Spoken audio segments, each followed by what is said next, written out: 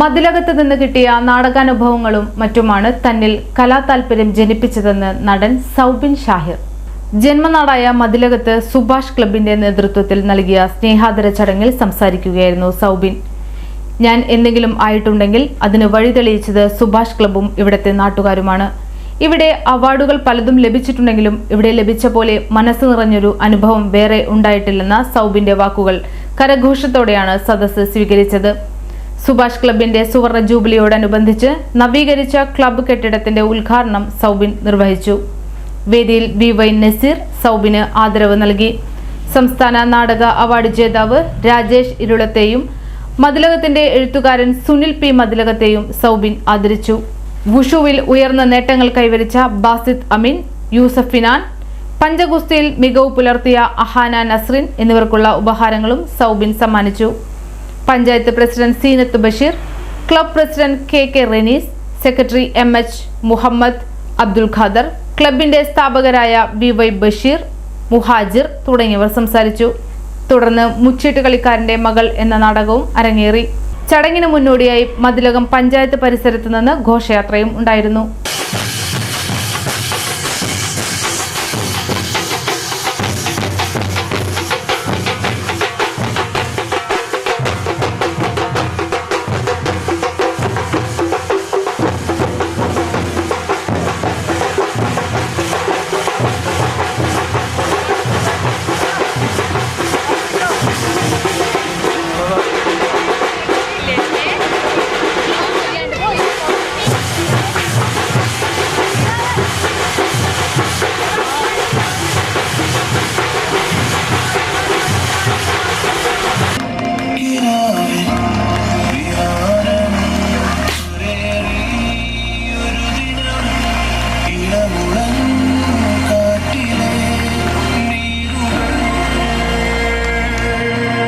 സുഭാഷ് ക്ലബിലെ നാടകങ്ങളും കാര്യങ്ങളും അതിൽ നിന്ന് കുറച്ച് നാടകം അത്ര വലുതല്ലെങ്കിലും അതിൽ ചില കാര്യങ്ങൾ എടുത്തിട്ടാണ് ഞാൻ ഇവിടുന്ന് കൊണ്ടുപോയിട്ട് ഞാൻ എറണാകുളത്ത് പോയിട്ട് എൻ്റെ സ്കൂളുകളിലും കോളേജുകളിലും എല്ലാം അവതരിപ്പിച്ച് അവിടെ ഫസ്റ്റ് മേടിച്ചിരുന്നത്.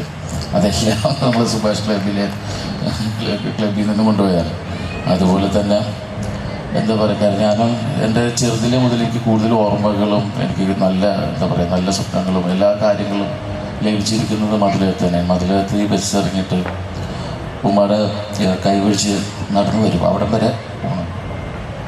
അപ്പോൾ എല്ലാവരും കുറേ ഉണ്ട് വീട്, അപ്പോൾ എല്ലാവരും മാമന്മാരാണ്. അപ്പോൾ എല്ലാവരും വീട്ടിൽ പോകുമ്പോൾ പറയും ഈ മാമനുണ്ട് അമ്മായിയാണ്, നിനക്ക് ഇത്രയധികം മാമന്മാരോ? കാരണം ഇവിടെ എല്ലാവരും ഉമ്മയുടെ സഹോദരന്മാരാണ് ആ സമയത്ത്. അതെല്ലാവരും അവരിൽ നിന്ന് കിട്ടിയിരിക്കുന്ന സ്നേഹവും അവരിൽ നിന്ന് കിട്ടിയിരിക്കുന്ന കലയുമാണ് സത്യം പറഞ്ഞാൽ എന്നെ ഇവിടെ വരെ എത്തിച്ചിരിക്കുന്നത്. ഞാനും വാപ്പയൊക്കെ ആയിട്ട് വന്നിട്ടുണ്ടെങ്കിൽ ഇവിടെ തന്നെയാണ് ഞങ്ങൾ കൂടുതലും നമ്മൾ വെക്കേഷൻ സ്പെൻഡ് ചെയ്തിരുന്നത്. നമ്മൾ എറണാകുളത്തൊന്നും ഇറങ്ങില്ല. വെള്ളിയാഴ്ച സ്കൂൾ വിട്ടായിട്ടുണ്ടെങ്കിൽ ബസ് കയറി കഴിഞ്ഞിട്ടുണ്ടെങ്കിൽ വെള്ളിയാഴ്ച രാത്രി ഇവിടെ എത്തും. ഉമ്മ അന്ന് ആ യൂണിഫോം അന്ന് തന്നെ വാഷ് ചെയ്ത് ഉണക്കാടും, പുസ്തകം ഉണ്ടാവും. എന്നിട്ട് ശനിയും ഞായറും കഴിഞ്ഞ് തിങ്കളാഴ്ച ആ സെയിം യൂണിഫോം തിങ്കളാഴ്ച വെളുപ്പിലത്തെ ബസ്സിൽ കയറിയിട്ടാണ് ഞങ്ങൾ എറണാകുളത്ത് പോയിരുന്നത്.